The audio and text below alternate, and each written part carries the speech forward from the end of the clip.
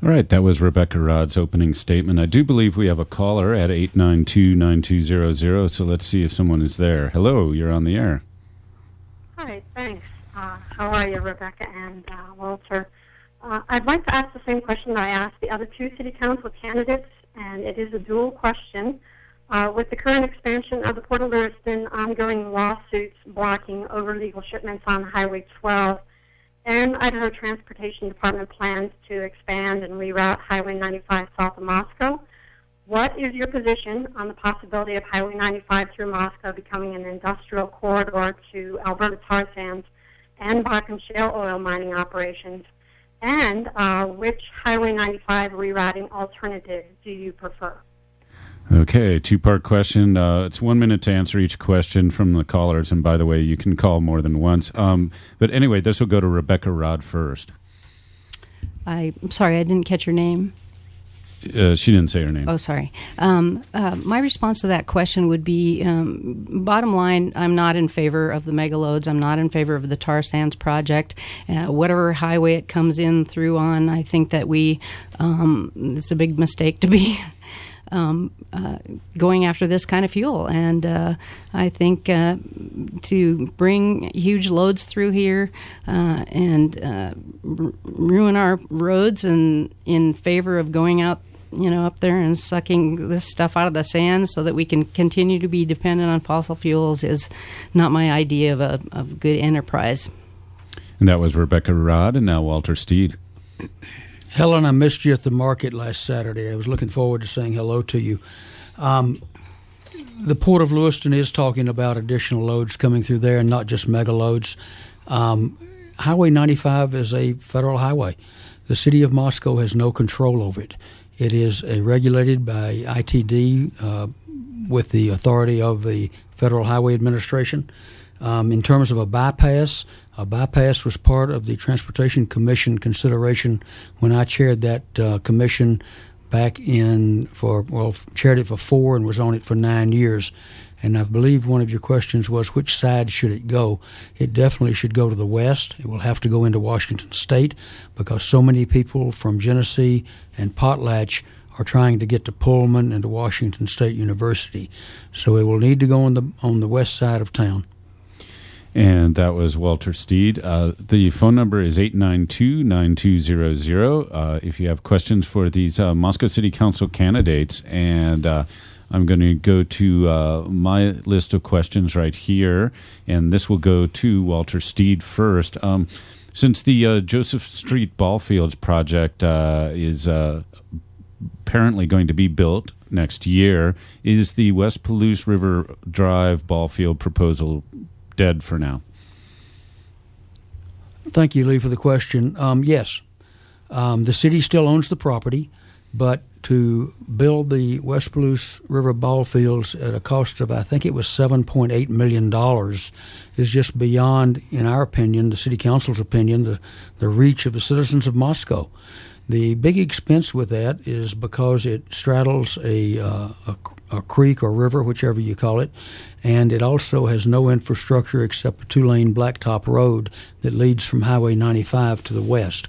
So the cost included curb gutter, sidewalks, bike paths from Highway 95 out to the ball fields area, and then the infrastructure to build the ball field and a bridge to allow traffic to get to the other side and to follow the city's requirements that developers must carry roads to the far side of their development so it can be extended in the future. That was Walter Steed, and now Rebecca Rod. Not having been on city council before, I'm not fully apprised of all the ins and outs of this issue, but I can tell you that I'm really excited about the idea of getting the Joseph Field ball fields online here, and I think I tend to agree with Walter here. I think this other ball field idea just sounds too big, too ambitious, too expensive, and this seems like a really great way to go to develop something that's already there and has some infrastructure present. So that's my answer. All right. The phone number is 892-9200. Call in Radio Free Moscow in its last days as a low-power FM station. And the next question will go to Rebecca Rod first. We heard at the Water Forum earlier this month about a water rate study saying we have to increase water rates because of infrastructure needs in the city. What sort of policy should the city have in ensuring there's enough drinking water in the long term? Oh, that's a good question. I didn't make it to the water summit, but I'm really excited to hear or have the sense that so many more folks are interested in protecting our precious resources here in our area. It's really important that we consider the scarcity that some folks are going through with their water resources and things. And I think that if we have to pay a little bit more, we should do that. I think that we need to try different ways of conserving water as well. I know we do that even at our own home. We have a well, but we try to watch all the water we use. And I think I think this is a good way to go with the protections and probably some increases. And that was Rebecca Rod, and now Walter Steed. Again, Lee, thank you for the question. I did attend the Water Summit. I've attended, I believe, every one they've had. Next year will be their 10th. I do sit as the council representative on the PBAC board and have done that by request and by acquiescence of the other council members. We do have to raise water rates in order to make capital improvements to the infrastructure of the City of Moscow water system. We need an additional well, and because of the problems we had with well 9 last year, we need backup. We need additional water main improvements and that type of thing. Regarding how we ensure water in the future, I am a believer in conservation. It just really bothers me when I go down to the Boise area and see people watering in the middle of the day, and I plan to work toward instituting a rebate program for low-flow toilet change-outs in the city of Moscow. And that was Walter Steed. Once again, there are 4 candidates running for Moscow City Council this year, 3 open seats, and the candidates are John Weber, Art Bedke, Rebecca Rod, and Walter Steed. We had John Weber and Art Bedke in the studios last week, and now we have Rebecca Rod and Walter Steed. And if you have questions for those candidates, the number is 892-9200. The next question will go to Walter Steed first. And I wanted to ask about the park between Allman and Llewellyn, also between A and 3rd Streets that's planned. There was some discussion that should be a place for affordable housing, an affordable housing project rather than a park. What do you think? Lee, I was one of those that voted to retain it in the original thought, which is as a park.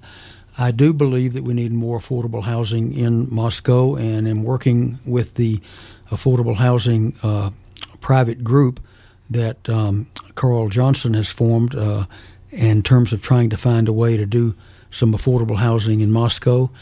He and I and John Weber flew down to meet with the Idaho Housing Finance Agency executive director and his staff a few weeks ago, looking for financing to do that. I think that's a great little area for a park. The neighbors came and presented their case, made their case for the fact that it's needed. It's really too small to try to pack another couple of houses in there, in my opinion. And I think the park's going to be a real attribute to that neighborhood. And that was Walter Steed, and now Rebecca Rod.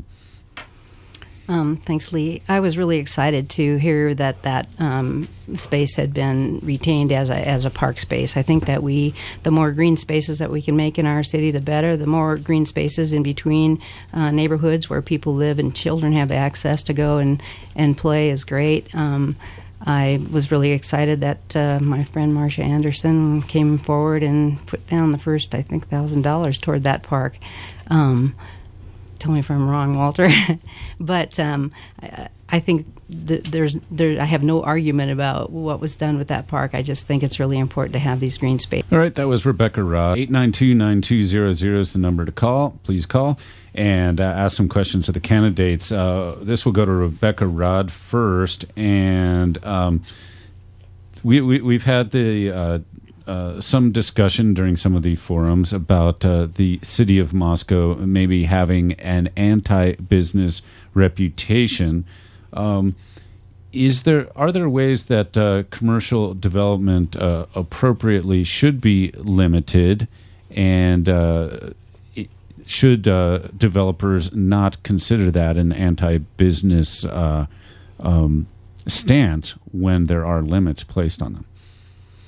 Yeah, that's a fair question. I know there's been a lot of discussion about economic growth in this town, and I think that it has brought to the fore sort of a you're anti-growth and you're pro-growth at any cost sort of tug of war, and I don't think that's the way that we can make economic strides in growing our economy. The thing I've been thinking about lately is a term I'll call economic agility, and I think that we can think of economic growth maybe in a different way and think about how are we open to different ways of looking at economic growth. Are we nimble? Are we ready to recognize economic growth in a different way than we've thought of before? So I think I'd like to see us kind of gear toward a Main Street type economy and build small businesses, I guess would be my idea first. And that was Rebecca Rod, and now Walter Steed. Thank you, Lee. And I am one that believes that Moscow has a anti-growth, anti-business reputation. I'm not sure so much that we really actually have that. I do believe that, as you stated, that there is a need for some limitations on commercial development. I am not a growth at any cost, anything, anywhere. An oil refinery in Alturas Technology Park would not be anybody's idea of a good idea. But we do need to do those things that allow people to be able to do so. The Fairfield Inn had a large amount of problems with getting their permits and things to build. They persevered. It got built.